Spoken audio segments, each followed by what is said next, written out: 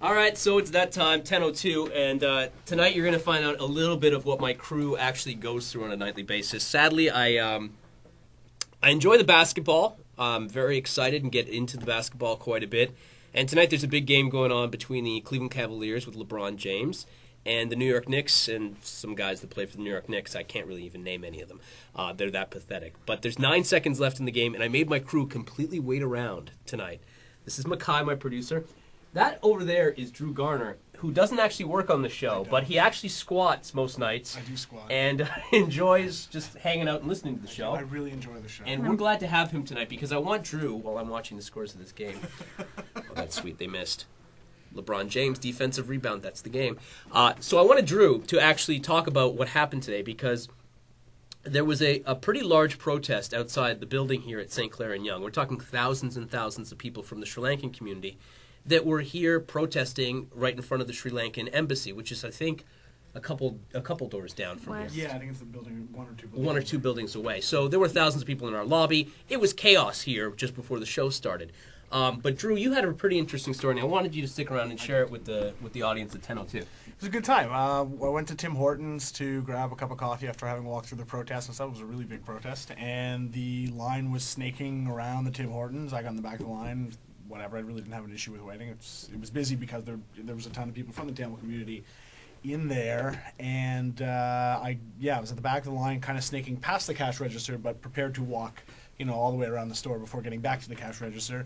And a guy who was at the front, like a young guy, our age, wearing a baseball cap and baggy jeans, kind of leaned into me and he said, "Hey, what are you drinking?" And I said, "Oh, I'm just gonna get a large coffee." And he said, "Okay, don't worry about it." I gave the guy $2 for the guy. Sorry, he offered basically to pay for it right then and buy it for me right then, like basically bypassing the entire line. And I was like, "Well, don't worry about it. It's not a big deal." And he said, "No, let me buy it for you." I gave him money. He ordered it right then because he was right at the front of the line and gave me my money back and gave me a coffee and said, "Dude, this is not your protest. I feel bad that this whole area is totally, crammed with people, and so I just want you to, here's your coffee and have a good night." And I was like, wow. Which I think is very cool and very indicative over the last little while of what this protest and these series of protests downtown have been about. The sheer amount of time, the very small amount of time that it has taken for people to clear out the area. I've never seen a protest break up that quickly, be more peaceful. So I've got to give a complete amount of respect to the people in that community that have taken the protests to the streets, but have offered Drew a coffee because they know they've inconvenienced people in some way, shape, or form. Exactly. So that's kind of cool.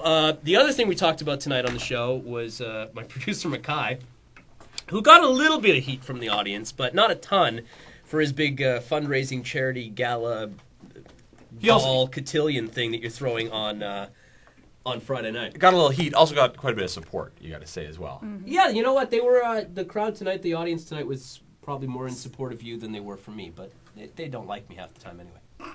And this is the type of material you only get on the 10:02. Ryan would never admit that kind of stuff on the air. Never. I admit I'm wrong on the air all the time. You don't admit that I'm right. About? No, I wouldn't admit to you're right because you're new. That's part of it. Okay, what do you have for me tomorrow night? Because that's what the audience wants to know. What do you got going on as far as the show goes tomorrow? Jennifer Aniston has admitted that she keeps... You're going to tell me you had Jennifer Aniston. Well, yeah. Like, okay, you're right. If we can squeeze her in around 8 o'clock, do a quick interview, she's begging for some press. No, she has come out and said that she keeps all her old voicemail cassettes under her bed from her first boyfriend, second boyfriend, her husband, Brad Pitt, and just for posterity's sake and for sentimental value. I don't know. I think that's clinging a little bit much. I wish... you know what we should do? We should hold off on that because I actually have all my old voice message cassettes. Done. From when I was younger. Done. Yeah, I have almost every ex-girlfriend, and they're all at my parents' house. Awesome. I'd have to get them here, but we could play some of them. Montage. Including when I had a stalker who left about 54 messages on my machine and was just... yeah, I know. It's kind of bizarre. Well, then that is definitely something to look forward to in the future. As for tomorrow, you found this, the company in Austria that is hiring based on zodiac signs, and some people in the Austrian community not too happy. They've taken legal action. We'll chat about that. What's your sign? Gemini. You have to think about Twins. No. Are you one of the signs they're hiring, or you don't know? Probably not. Probably not. Given my luck. I'm a Sagittarius, so we're outgoing people. How about you, Drew? What are I'm you? also a Sagittarius. See? Yeah. This business was built for Sagittarius. Sorry, Gemini. See you later. You're like a Canadian award show gone bad. All right, we've got that and a lot more other stuff. We appreciate your time, obviously, here on 1002. And I want to remind everybody, if you are watching this on the internet, feel free to drop us an email. Tell us what you think, some of the things you'd like us to include in the show. Even on this part of the show, if there's something you want to see about this radio station or this show, we'll give you an all-access pass to what goes on behind the scenes of the Ryan Doyle Show on Newstalk 1010 CFRB and Newstalk 610 CKTB. You can hit me up on the email at Ryan, RYAN, .Doyle, DOYLE, @CFRB.com. I wish it was a shorter email, but those are the breaks. Appreciate you stopping by tonight.